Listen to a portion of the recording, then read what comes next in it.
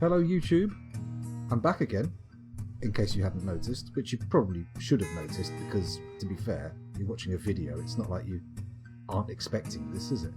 Let's get back into Dwarf Fortress. Can you tell I've had a drink? Can you tell? Can you tell there's alcohol running through my veins? It's true. There we go, let's put that out of the way.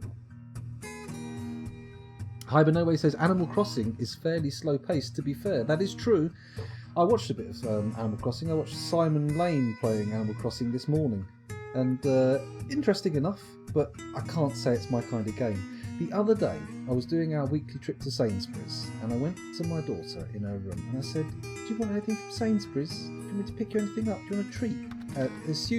Meaning like a bag of sweets or something. And she looked me in the eye and says, "Daddy, can you get me Animal Crossing?" And I was like, "What the fuck? That's like a 50 quid game. No, you can't have Animal Crossing. Get out of here before I beat you silly." That's not what I said. I'd never beat my children.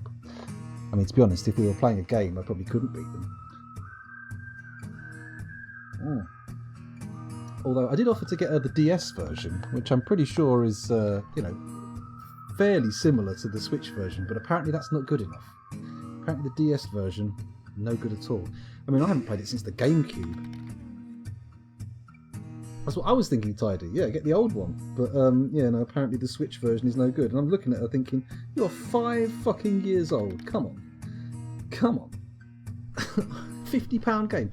Especially after Super Mario Odyssey went up the Hoover. Oh, we lost the second game to the Hoover. We lost Touch My Katamari, which I wanted to play. But apparently, no, can't play that anymore because that's gone somewhere. But I can only assume it's been hoovered up. Let me show you the size. I don't know if any of you know the size of Switch and Vita games. Where's the container? Hold on. Let me find this. Like a DS game is just about too big to go up the Hoover.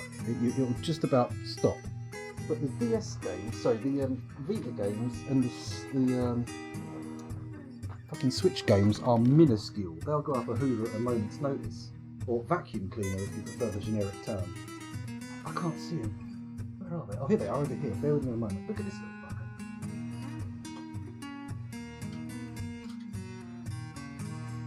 fucker. Splatoon 2, literally the size of my fucking thumb. Teeny weeny. At least the boxes aren't huge anymore. But what is the deal with that? You could make it a bit bigger. They don't have to be that small. Oh well, never mind. Never mind. Unfortunately, Hibernoway, she will know the difference. She's conversant in the difference between Switch and DS. Which is a shame. If only children could be more ignorant. But hey, never mind. Never mind. Okay, anyway, where were we? Let's get the keyboard back. And unpause the action, question mark? Yeah. Okay, I don't want to go too deep into the fortress and start looking at what's going on and leaving this area unattended because we, excuse me, sorry, we run the risk of having them flood into the fortress when I'm not paying attention, which is not ideal. It would be nice if we could close this off. Then again, maybe we could just build a wall. We could just wall it off here, couldn't we? And then no need to worry whatsoever. And again, that isn't really playing the cage game that we were aiming for, is it? The plan was to put cages in and get them all captured. But it's getting them to come to the cages that's the issue, isn't it? And they did come, when we had everyone flooding out and going, "Oh, let's go outside," they did come into the fortress a bit, didn't they?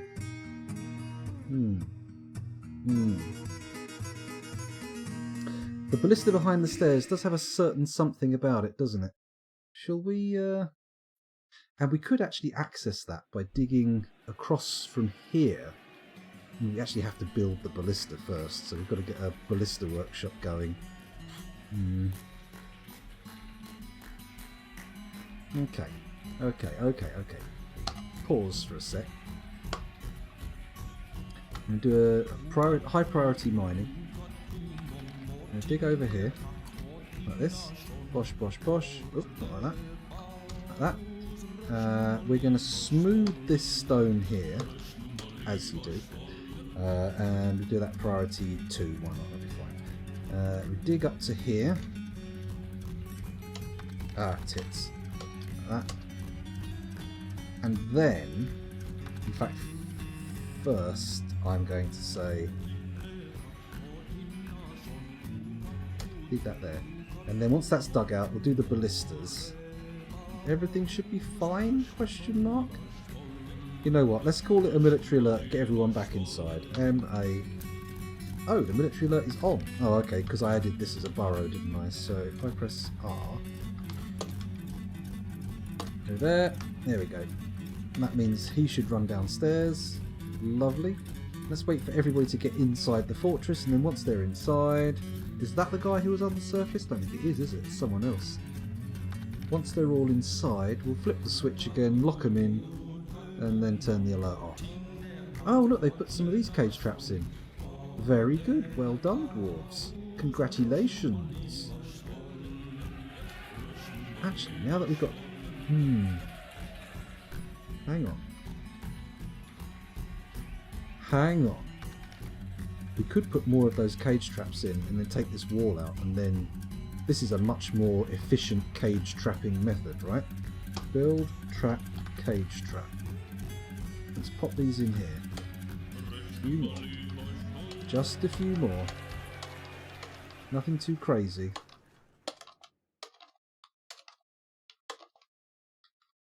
Oh, I know they don't really go on the corner squares, but I feel like I should put traps in there anyway, just because it looks nicer.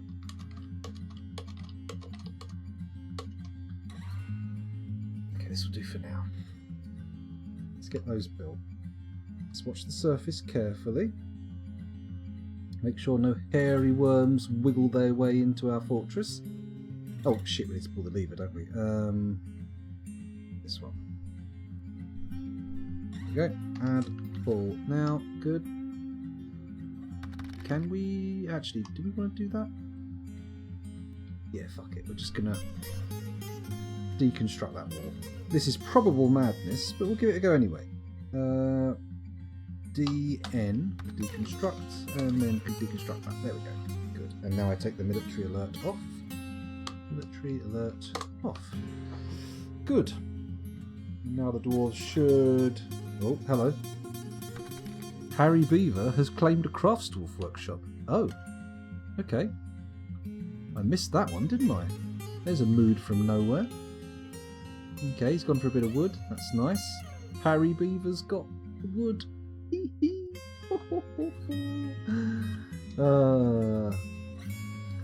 Hello Polycarp, welcome to the stream, thanks for joining us. Can you shoot through the stairs though, says Plutonium Jesus. That's a good question, maybe we can't. Polycarp says, what are those outside? They are hairy worms. Let's have a little look at our hairy worm foe. They are called mistakes of galley trades, and if we take a look at them, you can see that they're a large hairy worm. It has 2 short tails. Its charcoal hair is unkempt. This night creature was first created accidentally by the human necromancer Amma Aligned Glistens of Galley Trades after horrible experiments gone wrong on humans in Sparkle Shock in the year 251. Humans, not humans, but whatever. Experiments gone wrong. I mean, that sounds like a channel, doesn't it? A YouTube channel. It's like Girls Gone Wild, except sort of like a mad scientist version. Oh, look, we've got that body walled in there, haven't we? We need to get that buried. Although I feel the second we actually breach that wall, it's going to be a horrible miasma fest. Okay, the dwarves are going in and making these cages. Arse candles. Look, they're going up to the fucking surface like a bunch of pepegs. Bugger.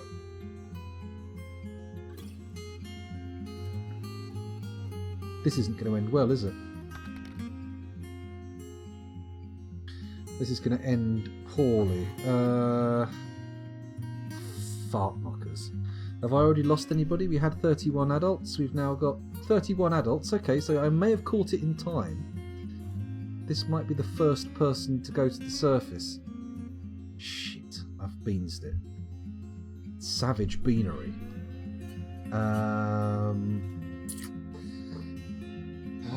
What do I do?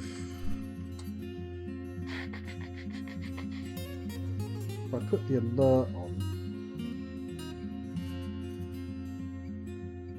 let's just call them back. Call them back. M.A. Burrow alert. Everybody turn around, come back into the fortress. Oh my god, this idiot's out here. What are you doing? Hyber, no way! You were the guy who killed the last intruder. What are you doing out on the surface? Playing silly buggers in the grass, skipping through the lilacs, vomiting all over your boots like some kind of cave-adapted maniac. Hyber, no way. You were the chosen one.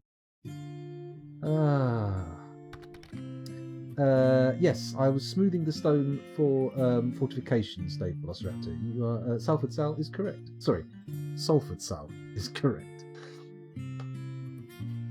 Are ballista tips only weapons grade materials? Shit, maybe. You can make them out of wood. It's not the end of the world. You can have 3 ballistas overlapping each other to fire down a 3-wide corridor. Oh, okay. Could give that a go. Could give that a go. A ballistae, says Plutonian Jesus. Bless you. You can even fire elves through fortifications with enough force. Nice. Very nice. Let's give that a go. An elven cannon. My goodness. Imagine the carnage. All the little bits of mush and sharp bone fragments flying through. I'd like it. Experiments on humans gone wrong, resulting in hairy worms, escaped sentient moustaches. I think you're aiming a bit high there. I feel like if a hairy worm has been extracted from a human body, it's probably a male part, right? Mind you, not that a moustache isn't a male part. They seem fairly... I've actually met a girl with a moustache before. I mean, she didn't like you to point it out, but she definitely had one. We've lost somebody, whoever that was. Oh, it was Hyper No Way, wasn't it? You're dead, Hyper No Way. I do apologise. I should have seen this coming. I should have had more foresight. Give me foresight beyond foresight.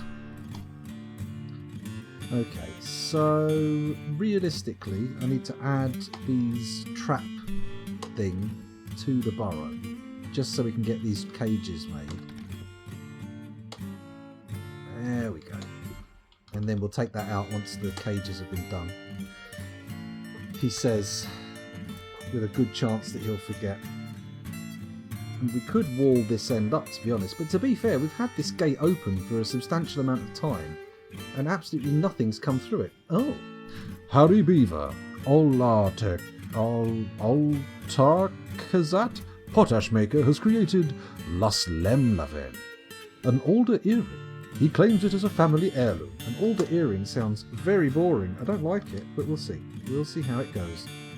Puzzle Prairie. Ooh. Puzzle Prairie. What's it worth? No stated value. What the hell?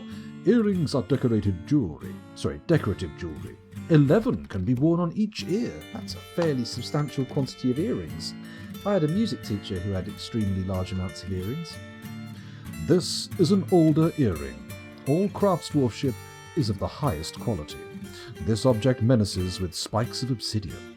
On the item is an image of a gizzard stone in Alder. How do you distinguish a gizzard stone from a regular stone? That's what I want to know. Of course, a gizzard stone is eaten by a lizard or bird that has a gizzard for grinding its food in its pouch. A gizzard is like a muscly apparatus in the throat, and gizzard stones are used in this area to grind up whatever's inside in lieu of teeth. It's bog standard equipment for birds and lizards. But of course, a gizzard stone, how would we tell? How would we tell if it was gizzardy or not?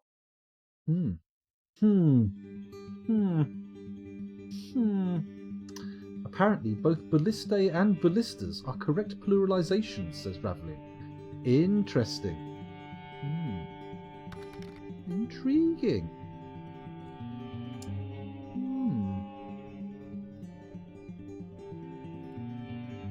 Just like octopuses.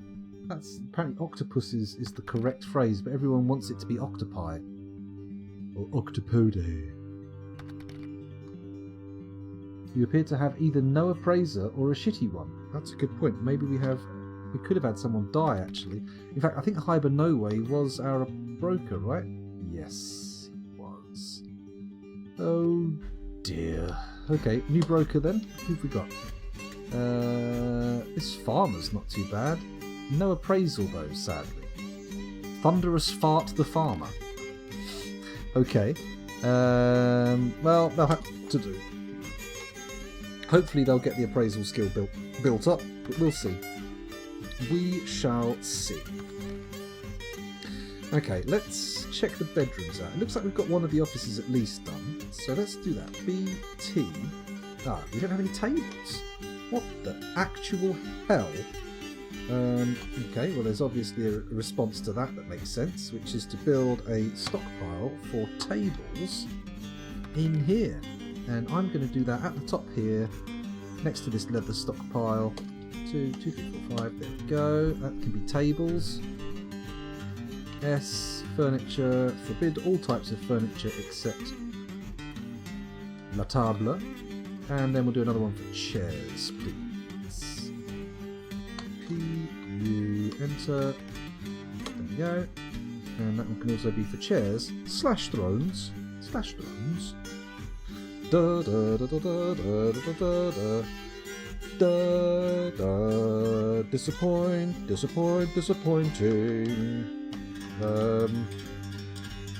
Where is it? Thrones? Tables? Chairs? Thrones, there we go. Lovely. I can place more beds actually now that I think about it. Maybe I should put a standing order in for some tables though. Coffins are good. We want to add tables. That's it. Alt W, yes please. 5 to 10 tables, that's cool, thank you. And then this one for chairs? Sure. And C for chairs? Yes indeedy. And then Alt W. Yep. Brilliant. Fantata. Right, they've dug this out now, so we can make this a stone stockpile purely for ores. Which would be nice, wouldn't it? Look at the size of this thing. It's enormous. It's too big. It's bigger than the maximum stockpile size. How exciting. Okay, it looks like the alert's not doing us much good. Maybe... are they going to get any more of these done? Maybe if I wall up here instead of here. You know what? It feels like they're not coming down here. Maybe I should just wall up the surface. Excuse my windy pops. How rudy poo. For now, if I just put a wall there, and then we can just undo any of the alert, can't we?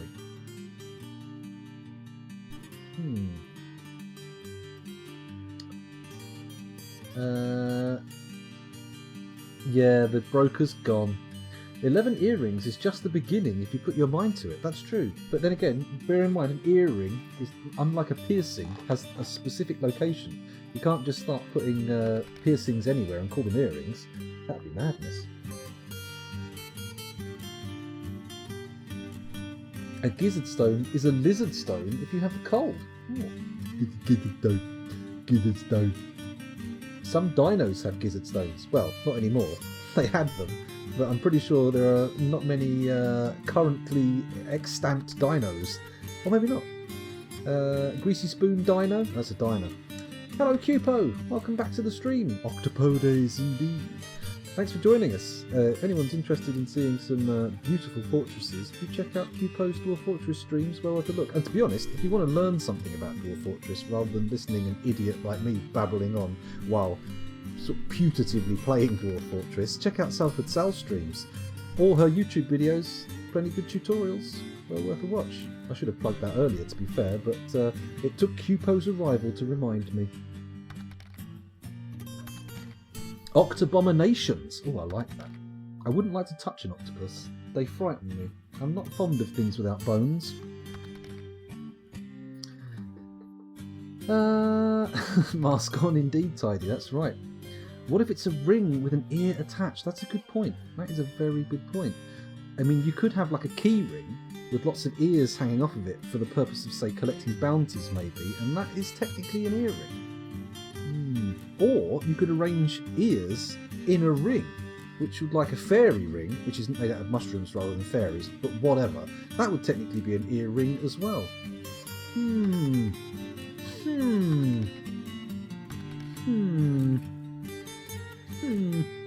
All living birds are dinos. Are they technically classified as dinosaurs though? I don't know if they are they? They're descendants thereof, but not actual dinosaurs. Hello, Diberries or Dieberries? What's up, scoundrel? Been a while since I tuned in or even played Dwarf Fortress for that matter. What's up in the fort for you? Well, we'll have a little look for. We'll have a little tour. Don't worry. I've had a few drinks. Apologies if I'm a little bit. But we'll have a tour and we'll see what's going on. It's probably for the best. Refresh my own memory. A ring made with ear cartilage. Ooh, imagine putting your finger in that. Squelchy, crunchy. Ugh. Oh, here we go. We've got an image. Cupo has posted an image in chat. I'll bite. I'll click. I don't know why that's making me laugh so much. Is that an actual earring just in the shape of an ear? Why is that? What is that? That is cursed image? Question mark? I'm not sure I'm hip enough and down with the kids' lingo to call things cursed or not anymore. Let's have a look down here. The grouping of dinosaurs necessitates the inclusion of the birdies. Oh, I see. It's like clades and all that jazz. I've been watching a YouTube channel for a guy called Aaron Ra, who does a lot of stuff about taxonomic classification and stuff like that. Fascinating stuff, I have to say, but I obviously haven't absorbed all of it. It has to be said. Lurd Nuox is what I dub the scoundrel. Lurd Nuox. Ooh, interesting, Diana. I've got no idea what that means, but I will accept it pending investigation. We'll see what it says. That image gives Dave Velociraptor the heebie-jeebies. Oh my goodness. Aaron's great, says Harold Beaver. I think I've lost track of what's going on in chat. Creating a clade called dinosaurs, which includes all the animals we want to call dinosaurs, must include their ancestors, so they're dinosaurs. Oh, okay. Fair enough. Scoundrel in reverse. Should have seen that one. That's like an Alucard moment, isn't it? Anyway, a tour for who was it wanted a tour? Somebody was in chat for the first time in a while, and I foolishly it was Diberries. Oh, very nice. Let's have a little look. I'm terribly sorry, Righteous Boner, but I can't be held responsible for stopping you from writing. It's not like I've been standing over you slapping the pen out of your hand. Interesting factoid. I say factoid, that means it's false. A fact. Interesting fact. The guy who wrote the Conan books apparently genuinely believed towards the end of his life, he was a bit mental, that Conan was standing over him with an axe, forcing him to write the books, threatening to split him in two if he refused to finish, which is obviously a sign of pretty poor mental health. But, you know, he was a bit mental as well. To be expected. I think he actually topped himself in the end. Could be wrong, not sure, but I think the guy who wrote the Conan books committed suicide. Anyway, now we've taken this to a very dark place. Let's do the tour. Here is the surface entrance, berries, if you will.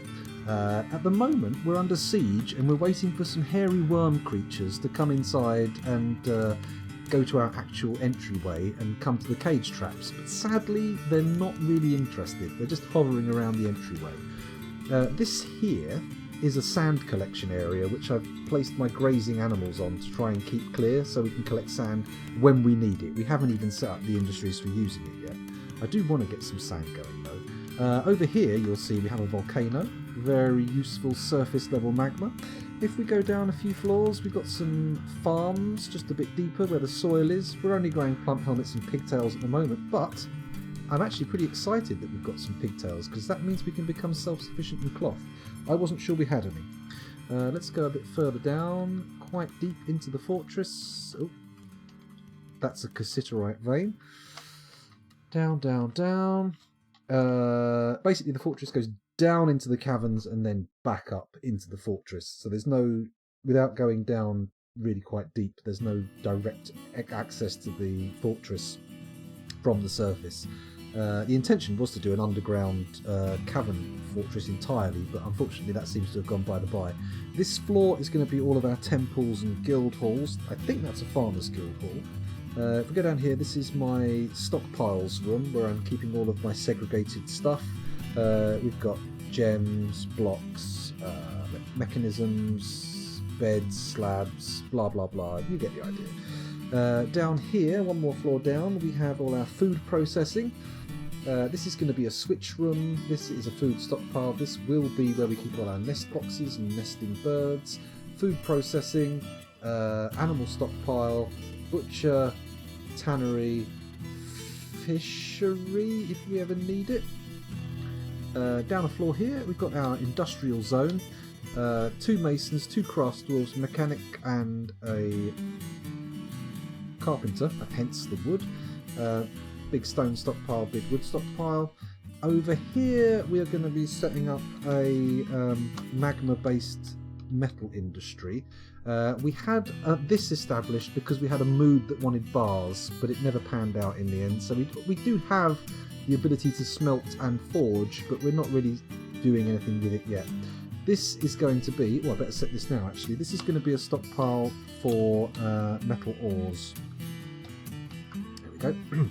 And then over here we're going to have bars. So ores, then processed, then bars, and then brought back in to make whatever. Let's go down a floor. That's obviously the magma for all of the magma-based industries. This is going to be bedrooms and offices. Unfortunately, I have woefully neglected the bedroom and office situation, and for 30 dwarves we have 10 bedrooms, one of which doesn't even have a bed or a door. Pretty impressive going there. And then this is the actual entryway into the fortress. This is the stairway that comes down from the surface. That's walled off because it goes into the caverns and there's a zombie down there doing some fuckery. This is an attempt to catch those hairy worms on the surface, which are not interested in coming down here apparently. And this twisty corridor was intended to be where we put the traps, but we walled it off before and it was awkward. Graveyard. Up here is an attempt to bypass cavern layers 1 and 2, which have been contaminated with invaders. So if we keep going down, we'll see we bypass cavern layer 1 and 2, and we make it down to, we're going to put a well, that little nub in there, that leads to where our well will ultimately be. Excuse the burps. And here we are, exploring cavern layer 3, piece by piece.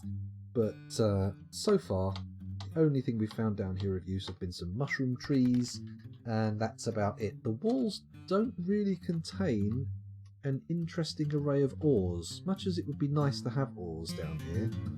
No such thing exists, which is a pity. It's a big old pity. Yeah, but we have got water, which does mean we'll be able to access that, which is good, right? It's nice to have water. Keeps your injured dwarves hydrated. It's good.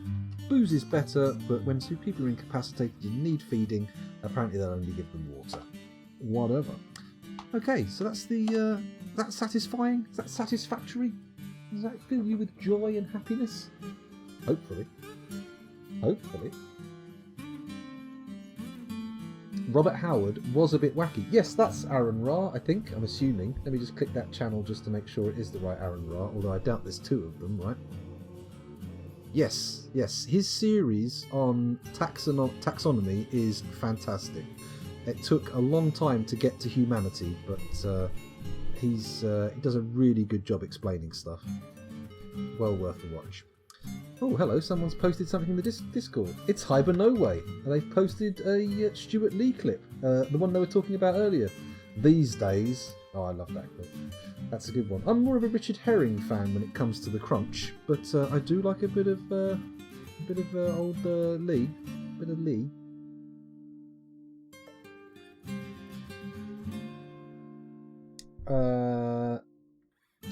That fact is pretty sad mental health wise, but also is very Conan. I mean, it's true, isn't it? He was a big fan of, he's a big friend of Lovecraft's, and apparently they considered the Conan and Lovecraft, the Lovecraft mythos universe to be the same thing. So apparently Conan is mythos compliant, although I'm not sure how much that is considered to be fact today. We'll see. Either that or his publisher was gaslighting him. Imagine that. Imagine you found someone who's writing novels that are absolute gold, so you decide to sort of pretend to be one of his characters and hang out round his house and threaten to kill him if he doesn't write more books. I mean, there's a movie in that, right? There's a fucking movie in that.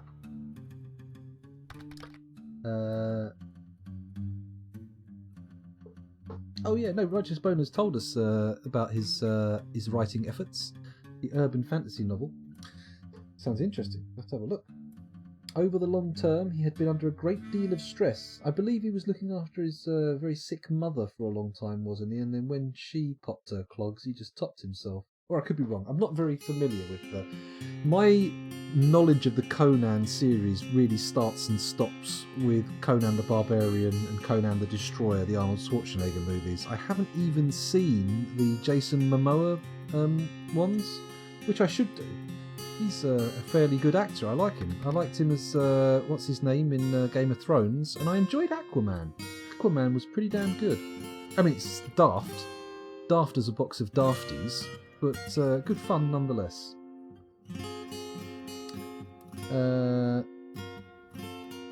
If you have multiple split personalities and you kill yourself, does that make you a serial killer?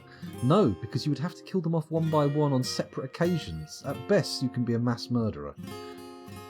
I think writers and actors are more vulnerable to succumb to mental illness. That is a thing, isn't it? That is a trope, that the artist is vulnerable to mental illness, but is it factually accurate? I don't know. Do we have any mental health practitioners in the chat who can tell us the stats? Does anybody know if that's fact or fiction? Are the Conan books any good? I don't know, never read them, but as I understand it, I did read through a role-playing game of Conan, and I was like, oh, this guy was pretty racist. He had some very specific ideas about race. He's got a very 1920s and 30s American view on race, which is basically eugenics is the hot new thing. So, yeah. Richard Herring sat in front of me at the Edinburgh Fringe play that Tim Key was in. He was taller than you'd think and laughed his balls off at what was a very funny okay. I have seen Richard Herring a couple of times live, and I couldn't judge his height because he was on stage, so it was a bit of a disproportionate thing. But I did notice he has very small hands. I know he's mentioned it himself, but I was watching Richard Herring's Leicester Square Theatre podcast, and the last guest he had on was Michael Palin. And Michael Palin has what look, well, compared to Richard Herring, like fairly substantial hands. Like, you know, he could get a good fucking, you know, grip on you. But next to him, Richard Herring's hands look like fucking doll's hands. Small like a doll's hands. I tried to do a Jaws joke there, but it didn't quite work, I think. One of the dwarves is depressed. Oh dear, yeah, I see that actually. Let's have a little look. Who is that? Let's do a dwarf therapist's gooch. Let's have a little look. It is... Is that the depressed one? Is that the happiness? It is. Mebzuth. Mebzuth the animal trainer. He's probably depressed because his work is valueless in this fortress. Ah, poor sad sod. Poor sad sauce. Sauce? Sod. Poor sauce. He says, clutching at an imaginary drink. Hey, let's have a real drink. Why not? At best, you could be a mass murderer is not a sentence you hear every day. No. Certainly not in the job centre. I'm afraid you're not quite qualified to be a serial killer, sir. You're going to have to be a mass murderer. Oh dear. Very racist. Friends with Lovecraft fits the bill. True. Very true. Oh, Lovecraft, why do you have to disappoint me so? I spent so much of my life going, oh, Lovecraft's amazing, it's amazing. And I look at a little bit deeper under the surface and go... Yikes. Holy shit, this poetry is fucking shit. And very, very, very cringeworthy.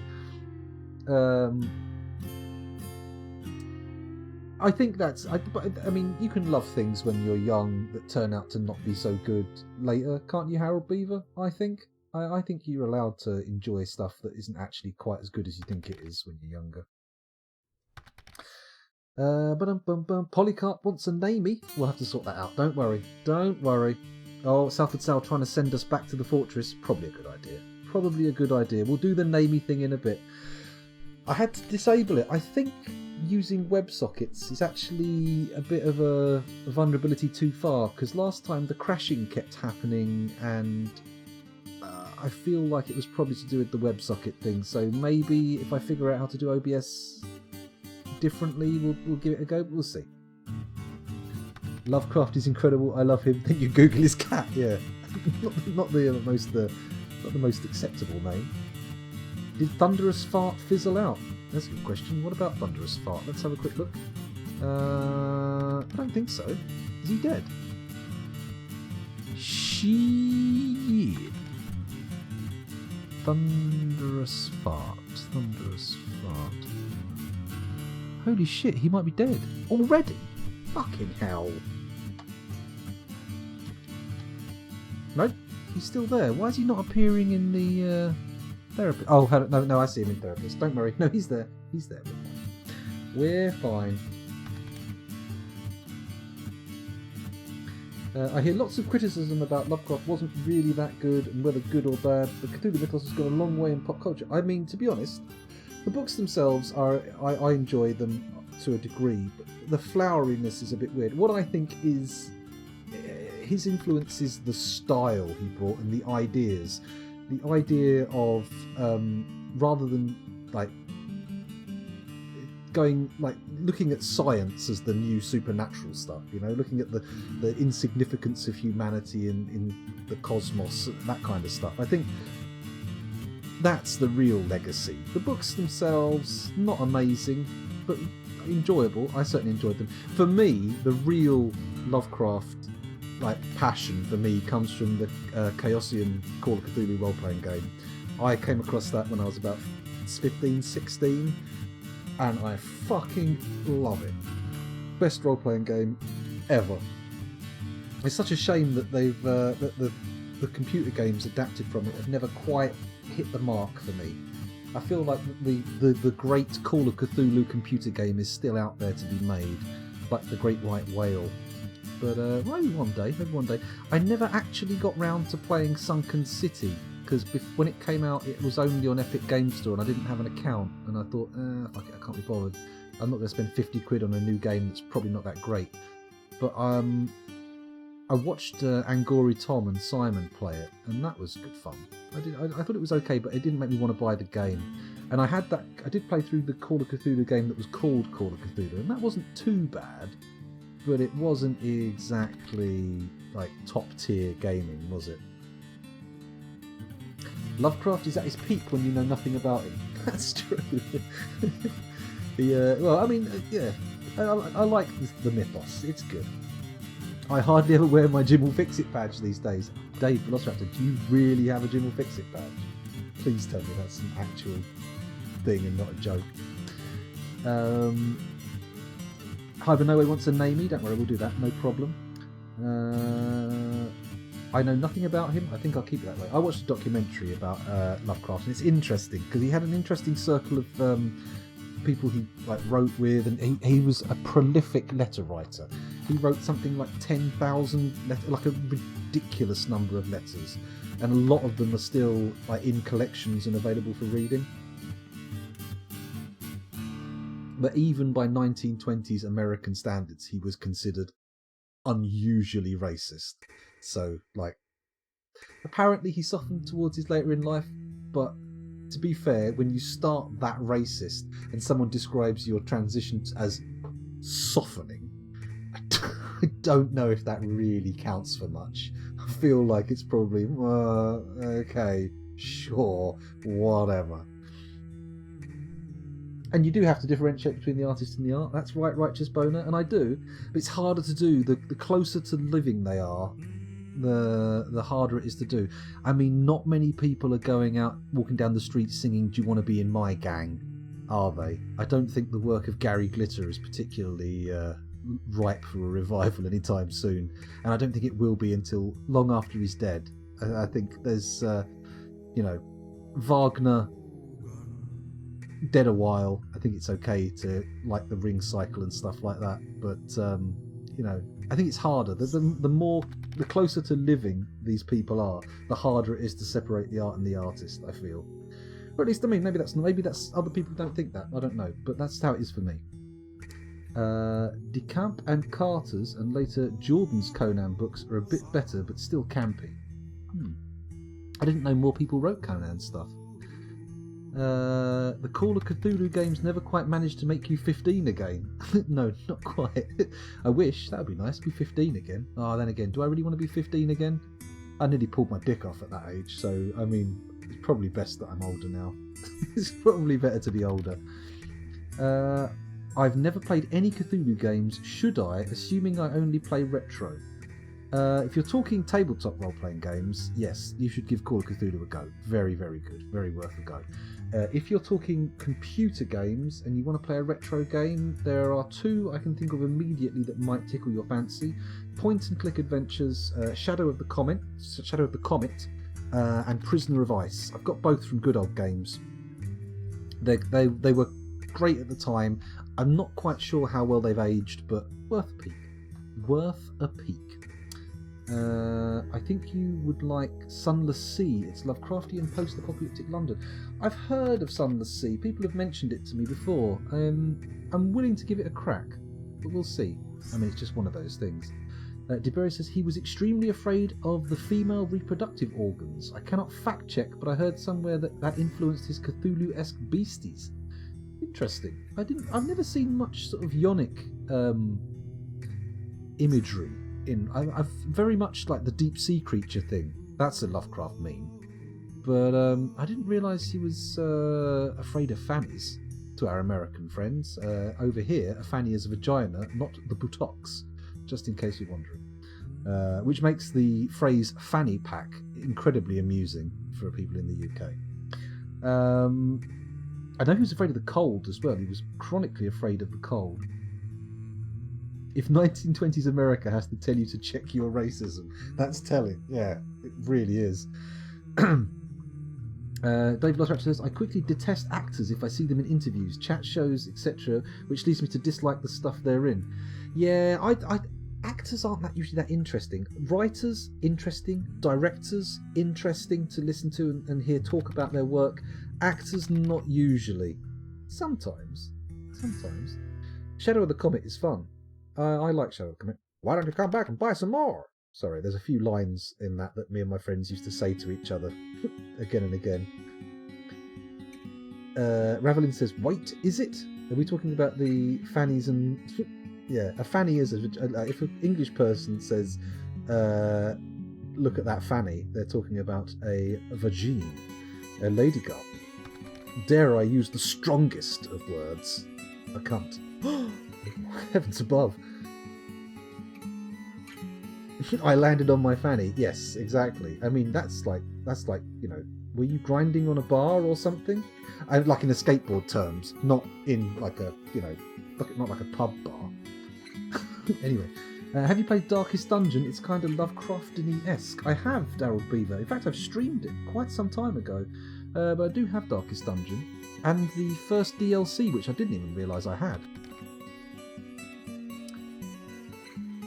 I have misinterpreted English jokes for years now.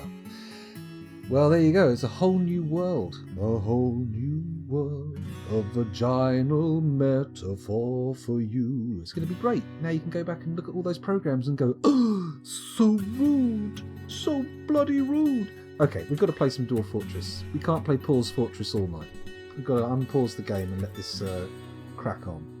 I feel like we're probably safe to leave the fortress and not watch this area here, because if they do come down, they've got to go over a shitload of cage traps, and there weren't that many hairy worms. I want to build a wall here. Do you want to build a wall? Yes, I do, please. So build constructed wall. We're going to build the wall just here to keep the trade depot on the inside, and we'll make it out of obsidian blocks. In order to facilitate the construction of this wall, we are going to add to the burrow, and we're going to do it here. And that should yield a nicely sealed fortress. Lovely. Come on, somebody come and build this bad boy. Somebody build me this bad boy. Get this wall done. And once that's done, we can remove the alert and everyone can have free roam of what's available to them. It should be okay. We should be fairly self-sustained. Let's do a quick stock take. How are we doing for food? Beet plants, plump helmets, leeks, garlic bulbs. We're all good. We've got plenty of seeds. Nice. Drinks. Getting a little low on dwarven wine, but okay. And we've got a lot of this food, although some of this food may be outside of our domain. I'm not sure if it's all been brought down to the food stockpiles. I think rock pots are in order. We need to make a stockpile for rock pots. They're building this bad boy. Oh, come on. That dog's not going to get much built, is it? Come on, get a dwarf up there. There we go. Don't brick the dogs out. Don't lock the dogs out. Who locked the dogs out? Woof, woof, woof. There we go. Now, the alert is over. This is good. We can get everything built nicely. Let's...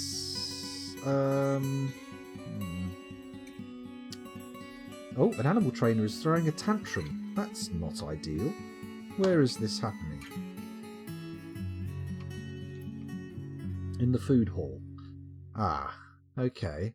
What can we do about this? Let's have a little look at their needs and desires. We go over to Dwarf Therapist. Have a look at Mebzeth. Here they are. I'll hover over their thingy. Excuse me. You can't see the tooltip, but I can. Haggard and drawn due to the tremendous stresses placed on them. Within the last week, she felt self-pity after being away from friends for too long.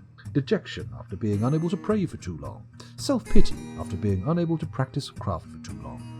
Blah, blah, blah, blah, blah. Okay. Not much we can do, really. Not much we can do. What crafts does she practice? Animal training. Is that your only craft? Well, what the fucking hell are you expecting, moving to a fortress with basically no animals? Right, let's go back to the fortress and take a look at our animals. How many animals have we got? Not exactly a lot. Although we could get them training the wild boar. Wild boars! The old Greg Proops meme there. Anyone else familiar with the Greg Proops podcast? I haven't listened in a while, but I have had it on my rotation before. We can't actually train this animal, can we? Or can we? T select train. There we go. And we want Mebzeth. Mebzeth, go on then. Go on then. Practice your craft. Do what thou can. Let's train all of these for war. Hunting dog. Puppies. Can't train puppies for war. War puppies? Not a thing. Come on. It's a sad day when you can't have war pigs. I feel like pigs would make much better war creatures than dogs, to be honest. If they can slice through bones like butter, then I imagine they'd be a little bit better than a dog. But maybe I'm wrong. Maybe I'm misjudging the temperament of a pig. Perhaps they are more sedate creatures than I imagined. My national drink, Iron Brew, has run lots of adverts based on the fanny thing. Oh, didn't know that. The old song "Here Come the Highland Grannies, Big Tits and Hairy Fannies." Is that the? Is that what? Is that where that's from? I don't think so. I remember having that sung in the playground. Your pastured animals are hungry. You could expand that pasture a little. I could. That's a very good point. Let's expand the pasture. There we go. There we go. Or as Ozzy Osbourne would say, I. What's wrong with me? X, remove zones. Here we go. Bang, and then I. And we'll make the whole area like this. No? Well, stick it up your poo chute. I. Here we go. Enter. Place zone. Bang. There we go. And then make it a pasture. Set pasture information. Go for grazers. Guy. Go for a guy. Go. Now we unpause it. There we go. That's that fixed. Now, where do we go from here? What did I have? What were my aims? What were my hopes? And what were my dreams? Tables. Tables and chairs were a hope and a dream, but they don't seem to be being made. How many masons have we got? I need to check to see if we actually have 2 masons to operate the double masonry we've got going on. I do have 2 masons, but that's it. 2 masons and no more.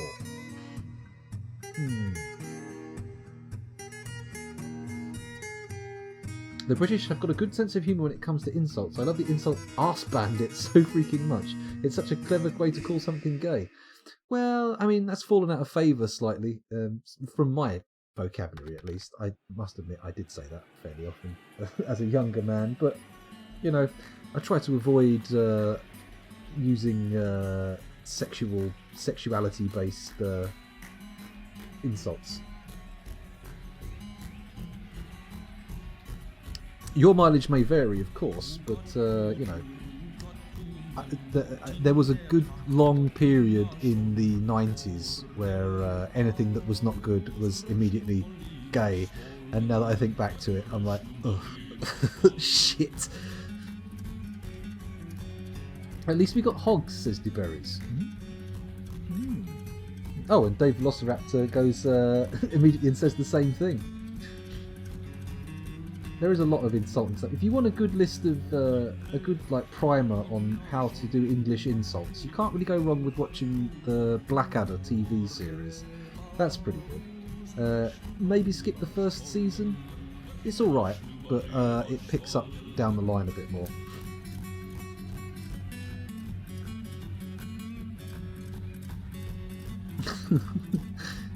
Yeah, Aussie is a good old a source of humour, I think. Good old Aussie. I. Sharon, my stockpiles aren't working, Sharon. Classic. Are they even married?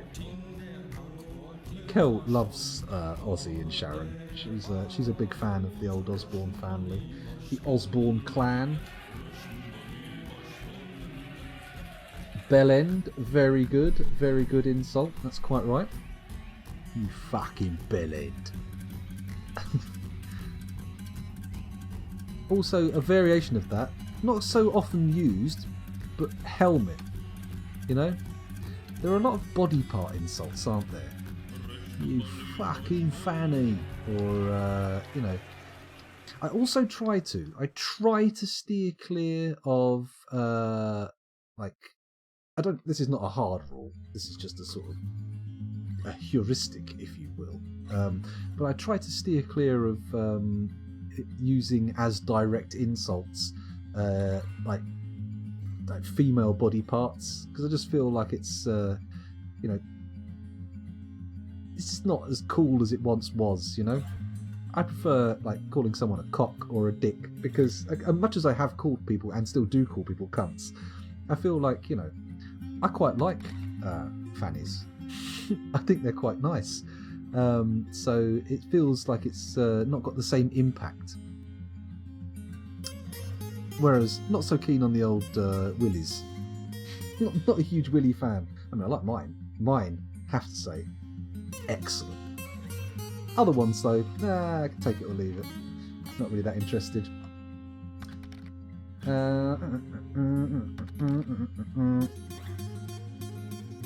Speaking of English-American differences, I don't think bonk means the same thing in the US. Well, there's a couple of interpretations of bonk. A bonk could be anything as innocent as like a small impact, but definitely bonking somebody has a certain sexual connotation. But Americans do have a different way with words, it has to be said.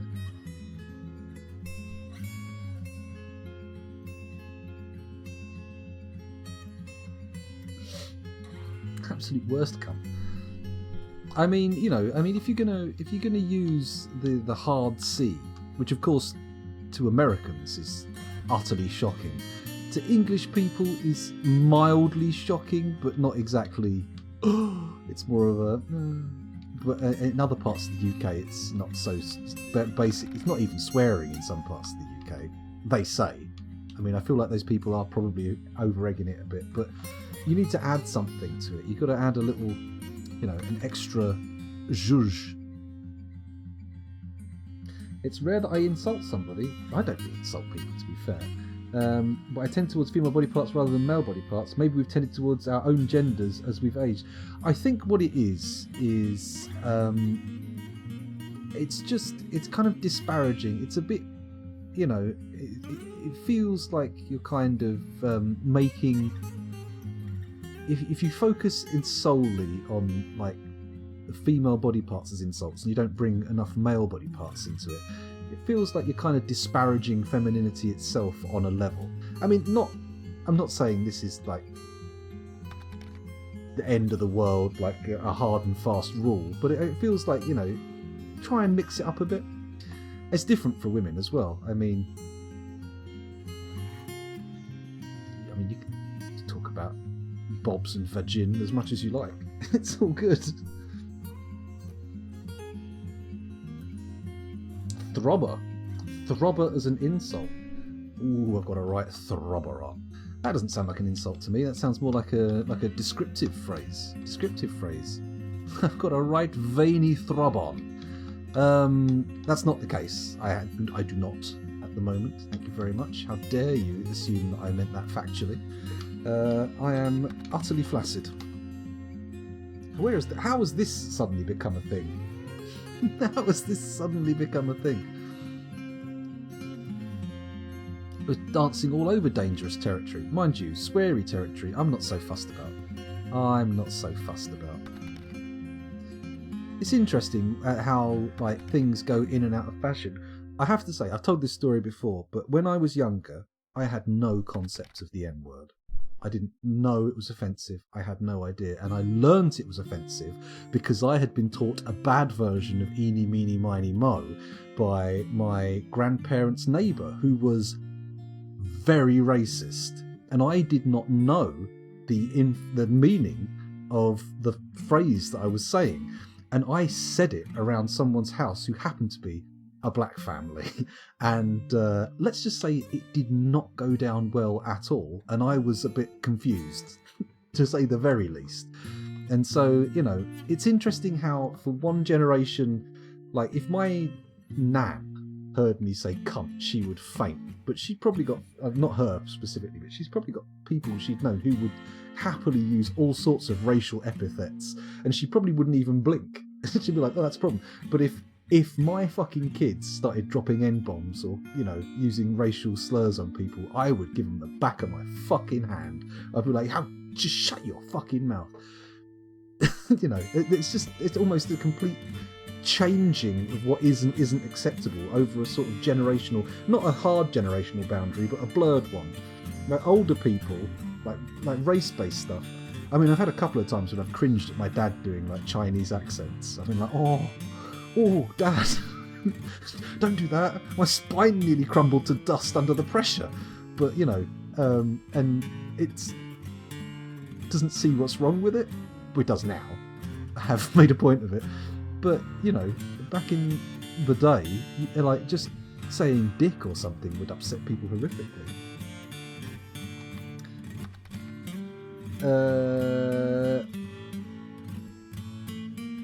I am utterly flaccid could be an insult, as in you don't do anything for me. Then again, do you want to... I mean, is it really a compliment when you say, oh, I am rock hard for that. Ooh, you have given me quite the stonker. I am as rigid as an oaken plank. Ooh. It's not really... it's almost a bit creepy, I could shatter glass with my penis right now. That kind of... I mean, it's a little bit, too much information, Oh my god.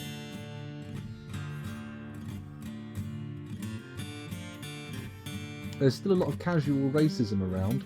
I try to make people feel a little uncomfortable if they do it, rather than start an argument. I know, it's difficult with people that you know and love, like family members and stuff, when they start saying stuff, and realistically, they do not mean it to be like a statement of, I hate this ethnic group, or anything like that. They don't genuinely, that's not what they're thinking. but you're like, oh, God.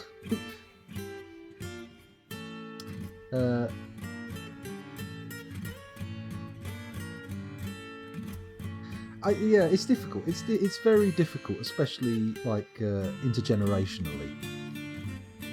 But I mean, you know, we have to try and be understanding as best we can. You know, what really gets me is when you know, I don't understand anti-Semitism in a very fundamental way. I'm like, if someone says something like, and because I've had someone say to me, you know what all the problems in the world come from? The Jews. And I was like, are you for fucking real? What year is it? It's suddenly back in the 1940s. What is happening in your mind? Are you for real? Like, I mean that it just baffles me. It utterly fucking blows my mind that anybody could be like in that frame of mind. Like, who have you been listening to that has told you these things? Oh, a trade caravan. Intriguing. That's the perfect time to distract us from what I would consider to be incredibly dangerous territory. Let's not do that. I probably had too much to drink.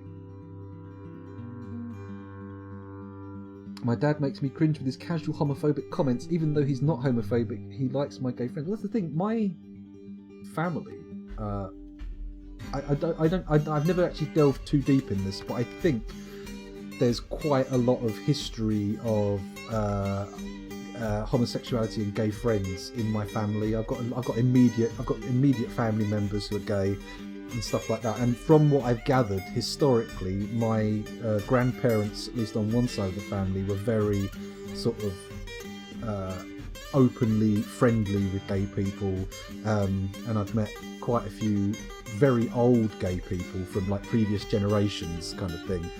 And so in that regard, a lot of my family are unusual. The older members of my family are unusual in that regard, but just because you're not homophobic doesn't mean there's no racists in your family. Sadly. Like Scandal said, what we said in the 90s wasn't acceptable. We don't do it now, but at some point we did, so there must be a point that we stopped, so other people maybe need a nudge to get there. That's what I think, to be fair. I mean, sometimes, you know, there are people out there who you can rightfully say, you're a dickhead. The things you're saying are fucking wrong and nasty and horrible, and you need to be called out on it. But I don't think that's the majority of people like that. There are definitely people out there who you should wag your finger at and say, no, fuck you, you're wrong. This is bullshit, and saying that is offensive and horrible. But often it's ignorance. And ignorance is entirely curable.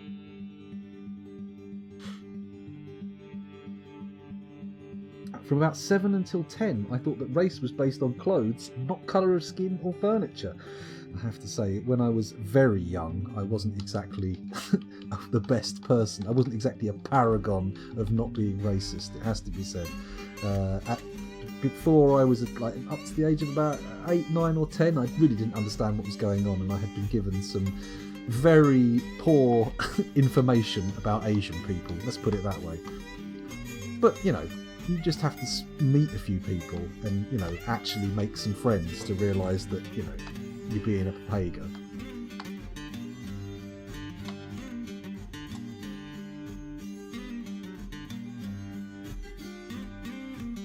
Anyway, where are we going? Where are we going with this? Why are we suddenly getting, like, we're getting quite political? I don't think we should. I think we should try and avoid this. I think we should just live, like, by example. We should not say these things and be good. If somebody was being bullied for being Indian, why didn't they stop wearing saris so that nobody would know? Oh, yeah, I suppose that makes sense. That makes sense, sort of like a cultural thing, rather than a physical thing. But then again, there's levels to racism. There is the physical. I don't think there's many people out there these days who literally believe that people of different races are literally genetically inferior. I think that idea is pretty much... There are people out there who believe that, but by and large that idea has been pretty roundly destroyed by science.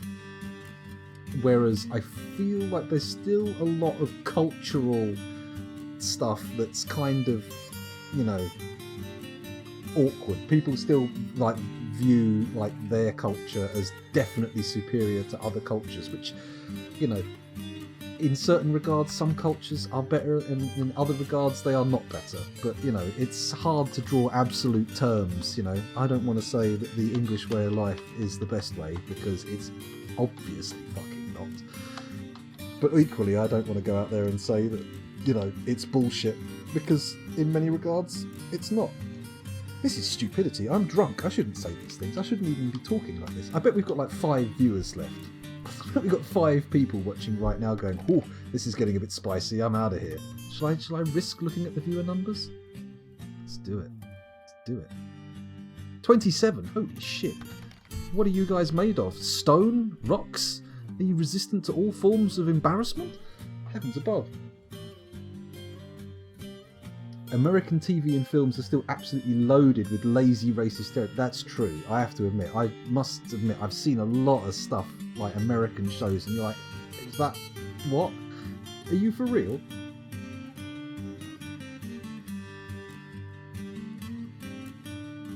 Dutch person with somebody in clogs, regardless of whether they were black, white, or whatever. I mean, yeah, it's a lovely, romantic little view of the world, but man.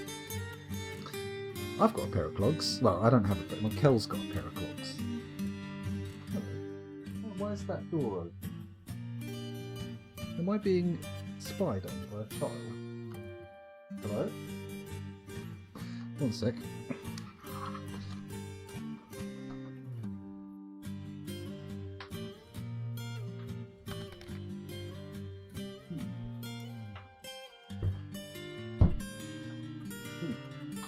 I suspect we may have had a visitor without me noticing. Oh well, never mind. Anyway, where were we? Let's finish with a big old push into a fortress to actually get some stuff done, rather than sitting here idly musing in a drunken stupor, because otherwise I'm going to make myself... well, I'm going to reveal myself to be an absolute idiot. So, we've got ourselves some grazing animals here. That's fantastic. The traps are coming along nicely. That's very good. We can now turn off the alert, which has been done. That's fine. The offices are being smooth. We have tables and chairs now, so let's build...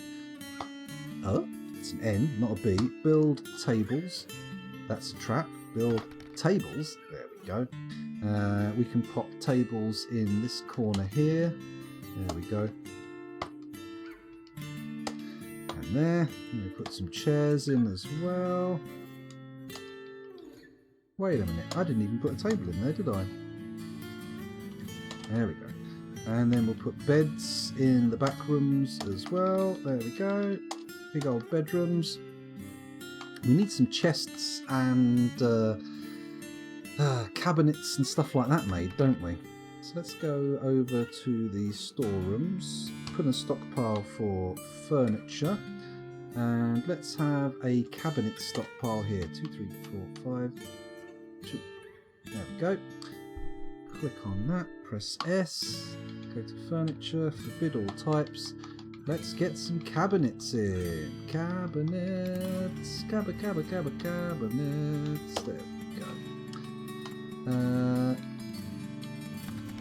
Let's add another stockpile here for chests, which are actually containers. Am I right? I think so. Furniture, forbid. Oh, it's bags and boxes, isn't it? So we have to say boxes and bags, but then we need to put some orders in for different types. So we don't want any plant cloth or leather or silk, and that or yarn, and that should stop any bags going in there, right? Question mark. I think we should be alright. Right, let's put some orders in for those materials then. So add cabinet is F. There we go. Alt W. Yes. There we go. Nice. Oops, a daisy. And then we'll put an order in for chests. Add H for chests. Yes, baby. Alt W. Yep. Done. Good stuff. And once they're in place, that'll make those offices super groovy cool, and everyone will be able to have fun, happy times in there, he says. Not able to actually guarantee fun, happy times.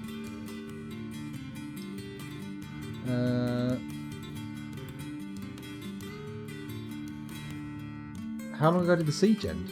Holy shit, the siege ended. And we walled ourselves in for nothing. I had no idea it had ended, so I don't know when it ended. It's a good question, Harold Beaver. Why is everybody so shaky when it comes to race? Because it's a sensitive subject, Diana, I would say. I would say it's a fraught subject. Very much so. You know, I mean, a lot.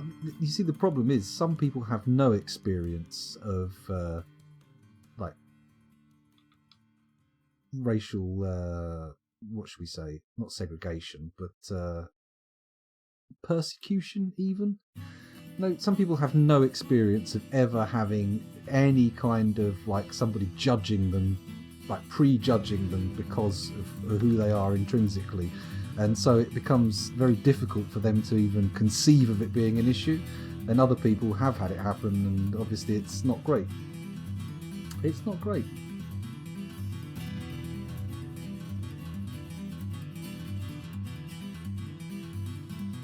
Yes, but so are bags, says Polycarp. What the hell? Actual Dwarf Fortress talk? Ah, what a champion. What a wonderful person. Talking about Dwarf Fortress, madness. Bags are made of what now? Have I put the wrong stuff in? Let's have a little look. Stone and clay. That's fine. Metal, yeah, that's fine. Other materials. Wood, plant, cloth, feathers, silk. I think we're good. I think we're good. Good thing I don't look brown or white. I'm in between. But I actually need to take a DNA test to figure out my shit. I don't think it matters, does it? A lot of people put a lot of stock in those sort of genetic tests, saying, "Oh, I'm a percent Indo-European," or "I'm, you know, I've got the Cherokee ancestry and shit." And to be fair, most of that is bullshit. Like, it doesn't mean anything realistically. I mean, you want to look for markers for susceptibility to particular illnesses and stuff like that, but like, there's not much of a genetic base for race realistically. It's not a huge thing. Why have I got back onto this? Why have I immediately dived back into it? Quite right.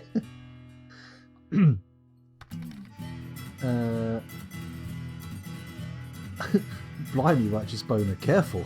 Careful there. We know, of course, that it's a humorous statement. That's the problem, though, isn't it, Sal? When it comes to sarcasm online, it's sometimes difficult to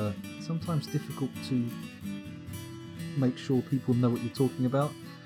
I once had a T-shirt that I bought at a gig for War Orphans, which was like a punk gig, and it had like an eagle emblem on the front of it that looked enough like the German like World War One eagle that I once had someone come up to me on a train and tell me a very racist joke about Lenny Henry, and like he got off like smiling and skipping and going, "Oh, I found one of the people like me, hooray!" And people were looking at me on the train like I'd just like taken a massive dump. And I was standing there going, no, no, no, no, no, no, no. That's not what this T-shirt means. Holy shit! And that, I must admit, that did make me a lot more careful about the clothes I wear. You know, I became a lot more aware of symbology after that. Let's say that. I'm not going to repeat the joke. It wasn't actually funny. It was very embarrassing for me, though, because people were looking at me like, "Oh, yes, I suspected you were a dirty racist." And I was like, "No, no, no, no, no. This is a T-shirt for War Orphans." Which, of course, doesn't technically mean anything. The War Orphans can still be racist. Maybe that's what started the war. Maybe they should be orphans, those bastards. Or maybe not. Maybe that's a horrible thing to say. Oh dear. I've definitely taken it down a notch, haven't I? We've spiralled out of control. The stream's gone wildly into the dark place. But every now and again that can be expected, can't it? War orphans can still be racist sounds like the world's worst t-shirt. It does. It sounds pretty bad. It sounds pretty bad. Just because you've got dead parents doesn't make you a good person, though. It's true. It's true. I mean, it's technically true. It's probably not the ideal thing to be pointing out at a funeral. But, you know. At least factuality is on my side. Oh my god. The worst part of it is I'm that socially inept that that's the kind of thing I would say at a funeral. Ah, what a terrible human being. What a terrible human being. I mean, I try. I just don't try hard enough.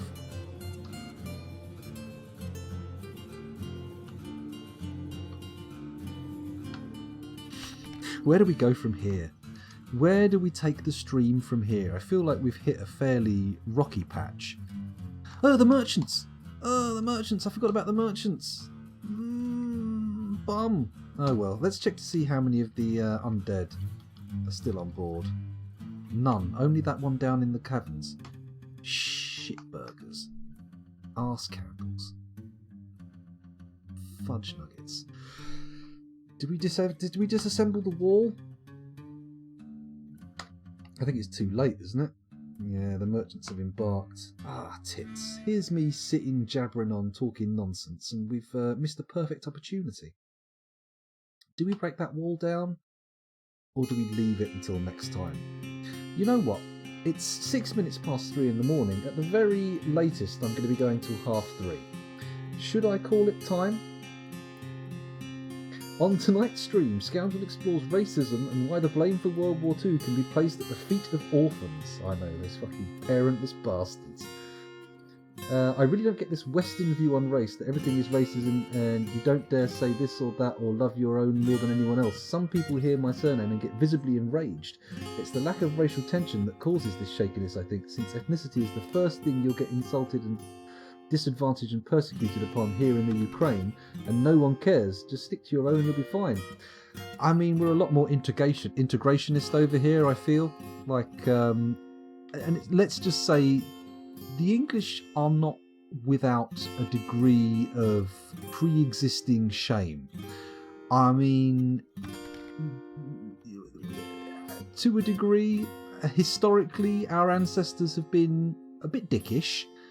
He may have, you know, done a few things around the world that might not have made us look in the best light.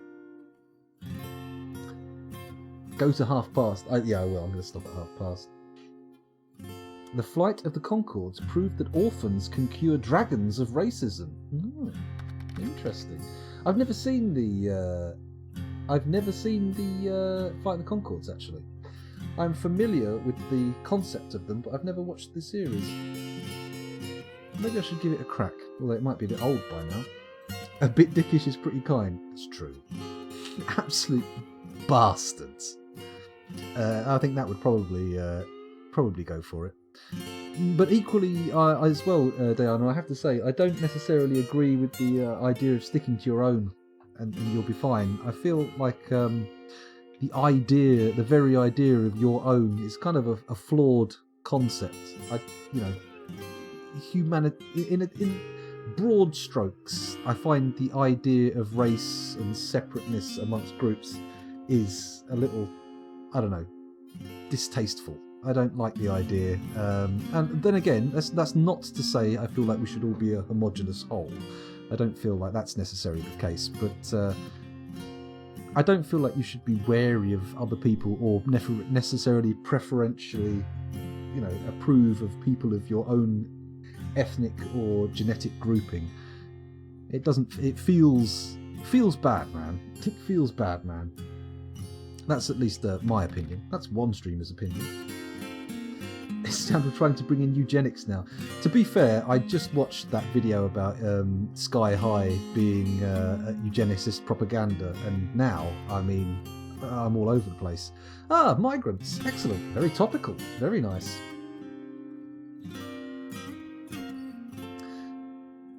That is to a degree true, but I feel like a lot of the racism in, like, certainly in England at the very least, is it's just below the surface, because I feel like the English do very well at presenting themselves as not being racist, when in fact they are.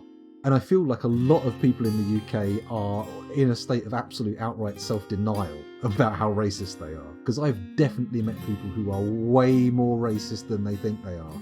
And, you know, it just makes me cringe, that's all. But it's not, you know, it's not a thing to start a fight over. I mean, sometimes it's a thing to start a fight over. When people are being herded into fucking concentration camps, it's time to start a fucking fight. Let's just say that. you know, when people are actually being beaten up in the street, then is a time to start a fight. You know, stand up and say, no, don't do that. That's fucking absolutely wrong. Fuck you. Stop it, you wankers. But, you know. Oh my god, how have we what is it with this stream lately? First it's serial killers, then it's sexual identity politics, now we're on to race. It's like, what next? What next? What's going to happen next stream? Are we going to be talking about something even more controversial? Favourite serial killers. Here we go. SCP-096. Oh, Polycarp, if you want to talk to my son. He's only 8 years old, but he's absolutely bonkers about the SCPs. Can't get enough of it, which is annoying because, you know, he's 8 years old and SCPs are horror. The Yorkshire Ripper. Oh man, what a haircut. Elves are actually good. Ah, Ravelin. But I mean, obviously some forms of racism are okay. If you're racist against elves, then that's just correct. Disgusting elves, dirty elves, filthy elves. Ugh, puh, puh, beat them up in the street. Disgusting. Ugh. Yuck. Get out. You're quite right, Polycarp. Get out. Elves are unforgivable. Cannot have elves in the chat. No good. I understand where you're coming from, Diana Sarks-Cole. I think it's very similar to the opinion of, I don't know if you might be familiar, you're from the UK, Ukraine. Slavoj Žižek, he has a very similar take on what he called, I think, am I about to say something that's going to regret? People talk about political correctness in a way, in a very specific way these days, as such that political correctness only means to be concerned about issues of race and gender and equality. Whereas I would argue that political correctness itself is not that. Political correctness is very contextual and depends on where you are. If you lived in the Third Reich, to be politically correct was very much not what people mean today. And all over the world, political correctness is very different. If you're from, like, China, being politically correct is not what people call political correctness. Political correctness has definite flaws. It is a slavish adherence to an ideological viewpoint. But what people call political correctness online, for me, just seems like good fucking manners. You know, like not being a dick about stuff that you don't need to be a dick about. I don't know. I feel like it's a weirdly misused phrase, if you see what I mean. Let's get really into trouble, shall we? Next stream, dogs or cats? I'm not a fan of either, to be fair, but I preferentially cats because they require less upkeep. Oh, Ravelin. Oh, you're one of the good ones, Ravelin.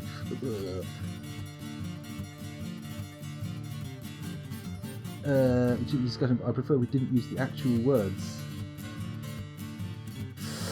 That's true. I mean, assuming Diana is technically a member of that ethnic group, then their word to use. Difficult ground, though. I mean, I would personally prefer not to use those terms, but that's right. Health and safety gone mad. Health and safety gone mad. Not being a dick is surely a nice thing if you want to talk to anyone ever. Yeah, no, I mean, definitely. We should all avoid being dicks. No, I get where you're coming from, Diana. Don't misunderstand there, but spicy.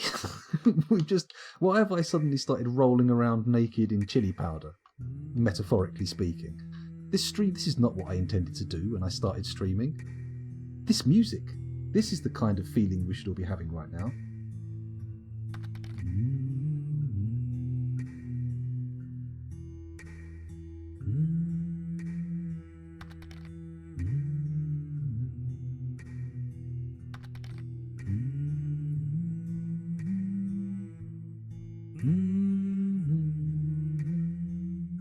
Anyway, there we go. And breathe. Everybody feel that? Feel that the weight lifting up? That's it, we're all good. We're all good. Man, I'm not all good actually. My bladder is currently like a beach ball. You could probably see through it, the skin's so taut over my abdomen. So, let's allow these migrants in, shall we? Let's allow the migrants in. Let's go up to the surface, there we go, and deconstruct this wall. Designate N for deconstruct. We're just going to remove the middle one because there are no traders involved at the moment. We don't need to get any wagons in. Excuse me. Oh dear, I've got the beer hiccups. Not a good sign.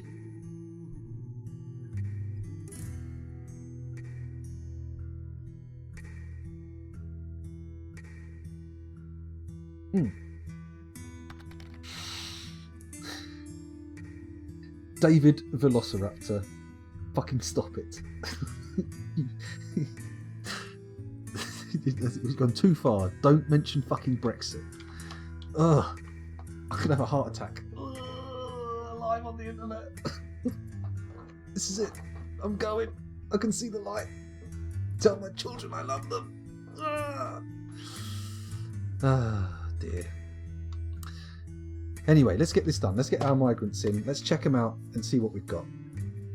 Fingers crossed we'll have some interesting fellas in here. We'll have some fun little dwarves with good skills. We have got a few killers. It might be time to actually start training the military, thinking about it. Now we've got everything open. It's all good. I'm going to have a quick peek in Dwarf Therapist. Oh, has my mouse died? No, it's going. It's fine. Let's have a look in Dwarf Therapist. Let's do a read. We had 30 and now we've got 38. So that's a 8 strong migration wave. Very nice. Let's go down to the bottom here. Amust, Bemble, Katten, Degel, Cadel, Litast and Urdim. Vanilla skills wise, they're all very much of a muchness. Very boring. Look at the military skills and again, not that much to write home about here. Little bit disappointing to say the least. Level 3 Hammer Dwarf and a level 3 Swords Dwarf. Bah. Bah. What a load of bloody nonsense. Oh well, at least it pumps the numbers up a bit. Get a slightly larger population going, it's good. Can we make tin chains? That's the thing. If we can make some chains, we can get a well. And if we can get a well, we can get water, which means we can look after our people. Shem Akudergirl says, I am your liaison from the mountain homes. Let's discuss your situation. Actually, let's not. Let's say piss off. I've got other things to do than talk about your stock systems. There we go. Go away. Fuck off. There we go. Stop it. Stop it. There we go. That's it. Everyone's pissed off now. That's good. Or rather, everyone's pissed off as in gone away. Not everybody is upset. Not everyone is upset and angry. So, everyone's getting buried. That's good. They're having to use the trap corridor, which is not ideal. Let's flip the switch again. Click on it. Add pull now. There we go. Get them in there. Get them to flick the switch. And then, hooray, hurrah, a man and a bra. Lovely. The graveyard is looking a bit full. Have all of these got people in? Oh no, we're fine. We've got plenty of space for deadies. Nobody need panic about that. So, did we achieve any of the goals we set out for in this fortress, or did we not?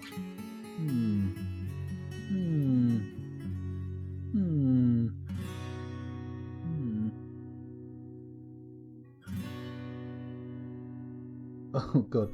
Oh, righteous boner. None of my streams get monetized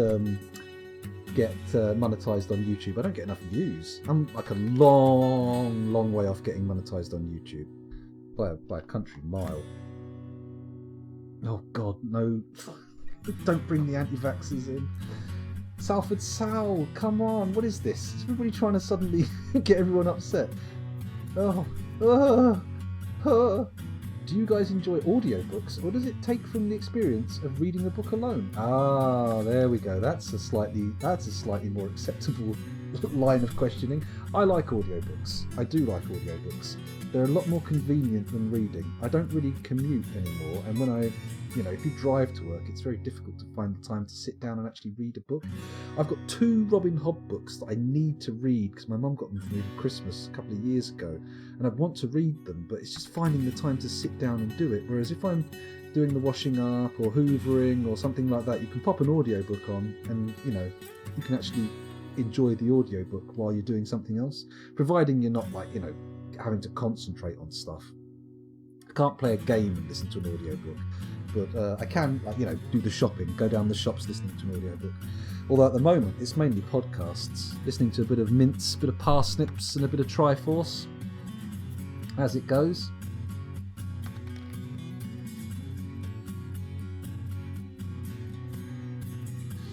Spitting Image, man, I haven't seen Spitting Image in many years. It was pretty good. There were some things in it that were a bit rum. Like their treatment of Paul Daniels was a bit weird. I don't think he deserved that. But yeah, it was good.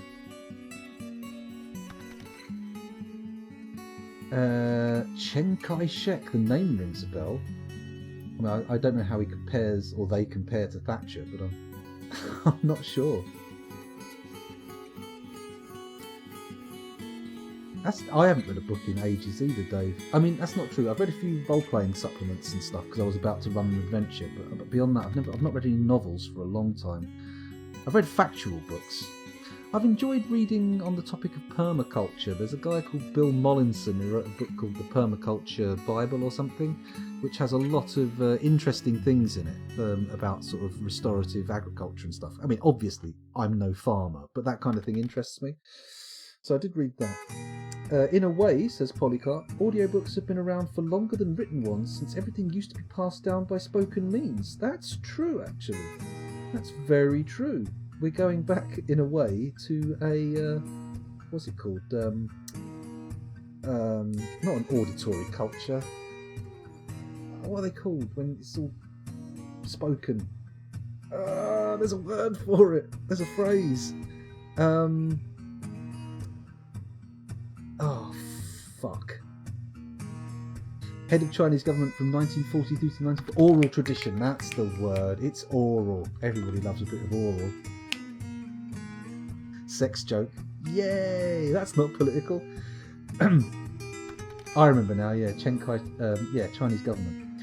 Oh, man, I watched... I made the mistake of watching a documentary about Men Behind the Sun. Has anyone ever seen that movie? About Camp 731. Now, why am I doing this? Why am I suddenly going on to Japanese war crimes? This is not good. I do enjoy a book and being alone with my thoughts and maybe a cup of coffee, and I'm golden. Audiobooks knock me out of the mood. I suppose it's horses for courses, really. And it's also if you can find the moment to sit down and relax with a book. I find it very difficult to concentrate on just sitting down and reading a book.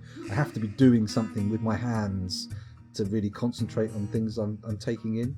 I don't know why, but it just feels easier sometimes. What was I going to say about...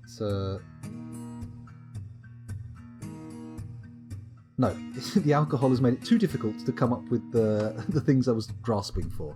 Let's have a look and see why the fortress has paused. I'm assuming it's a mood. Lovely. Let's follow this dwarf and see if they can get to the workshop they require. Excuse me. Okay, they've got a crafts dwarf workshop. They're going to get the materials they want. This is good. Let's see if we can finish the stream on a mood. A good mood. Happy mood. A buoyant, ebullient mood. Okay, they've gone for a rock. That's fine. That's fine.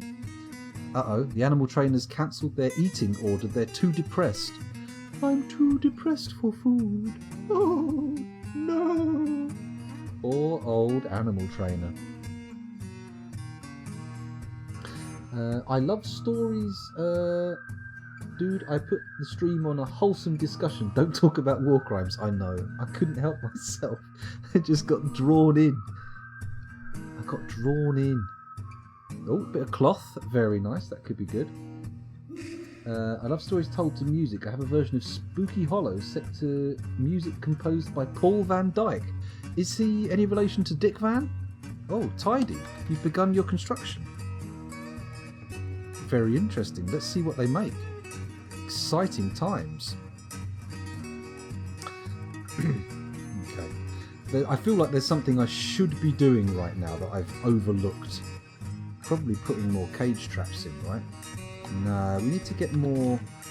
We need to get more ores. We've done a lot of digging. Let's come up a few floors. Oh, up a few floors rather.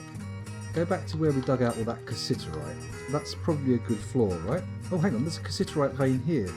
I know we're not that excited about cassiterite because, well, tin's a shit metal, but it's alright, isn't it? Just dig it out, get it, see what we can do with it. Maybe I should be doing some strip mining here just to figure out what's available on the map. Yeah, I'm going to do that. I'm going to take it from here and we're going to dig all the way up. There we go, and all the way down, like that. And then maybe with 2 between, and do the same here. All the way down, like that. And then I'll also do one across like this. Just to get an idea of what we can find on this level. Just to get the dwarves digging. Diggy, diggy, diggy.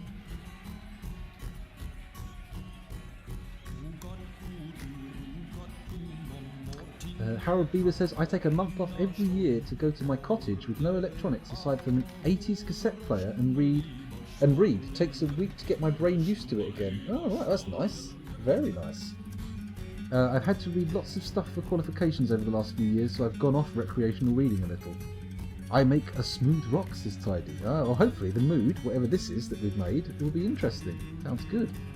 Paul Van Dyke was one of the big anthem DJs of the 90s. Oh, that's more Kel's realm. If it's not sort of 80s to 90s punk music or general metal from the same period, I don't really know anything about it. I'm more of a classical guy these days, film soundtracks and what. I helped compose an academic paper about surgeries regarding abnormal fat deposits and their role in forming cancers in the human body. That's my contribution to the world. I mean, that sounds like a fairly good contribution, Diana. That sounds like something that's of value, has to be said. I mean, honestly, my grand contribution to the world, aside my children, obviously, is this. So, I mean, fucking hell, you've outdone me pretty dramatically. This is not the most amazing achievement humanity has ever made. Tidy, the militia captain, has created Kogandabad, a Gabbro earring. She claims it as an heirloom in the name of the family ancestor Zuntir Ramki. Ooh, hello, Zuntir Ramki. Let's have a little look here. Boat's praise. Again, we don't know the value. That's fine. This is a Gabbro earring. All crafts dwarfship is of the highest quality. It is encircled with bands of cushion Gabbro cabochons. This object menaces with spikes of alpaca wool. Very fancy. Very fancy.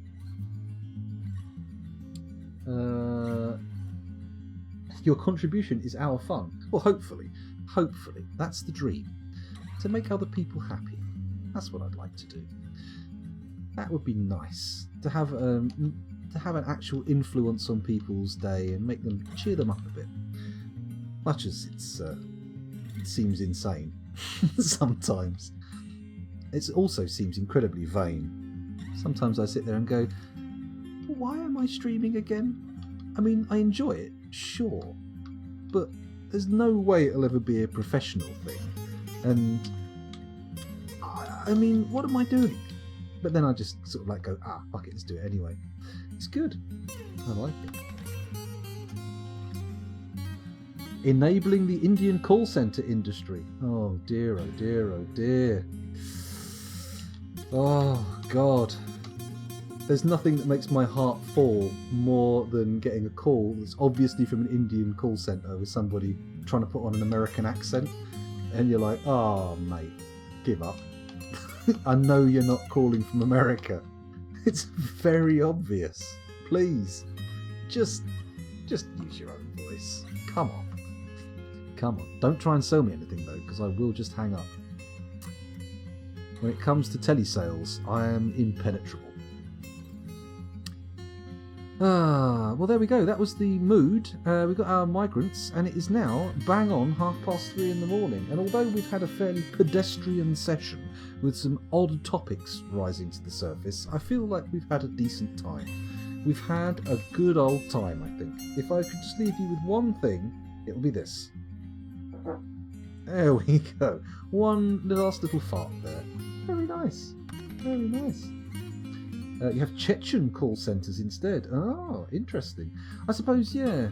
I suppose like India hasn't got a hell of a lot of people learning to speak Ukrainian or Russian. Ukraine has its own language, doesn't it? You've got your own Ukrainian language. Russian isn't, or is it? I don't know. Let's not go down that road, shall we? I project managed the backbone telecoms network of Hyderabad and Maharashtra. Oh, that's still pretty cool. I mean, even if it did enable like massive like phone calls to be spammed out, I mean, come on, that's something to be out for fuck's sake. The enemy have come and are laying siege to the fortress. Well, we'll just have to wait until next time to see how that pans out. Save the game, because I'm obviously too drunk to do this, and we'll see how it works out. Those of you watching on YouTube, thank you. Very nice. I'm amazed you've put up with this. Leave a comment. Let me know what you think, unless you don't like it, in which case, first of all, why the fuck have you watched the whole thing? Freak. And secondly, I mean, you know, why would you tell me that? Why would I need to know that? I ain't going to change what I'm doing on a channel that gets like 2 views per video just because you got upset about it, am I? What would be the point? Come on. Fucking think about it. See you later, YouTube. Bye. Bye.